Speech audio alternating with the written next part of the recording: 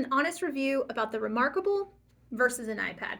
Listen, back in Mother's Day, my husband bought me reMarkable. I thought my world was going to change. So here's what I like about the reMarkable. It is super simple to use and it keeps you from getting distracted. You're not getting emails, you're not getting text messages.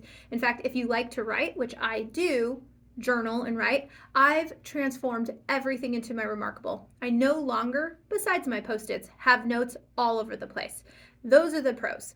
Now the cons is, I would say, part of me wanted my iPad back only when I was at conferences taking notes. And that's because when I'm taking notes at a conference, I also like to take a photo.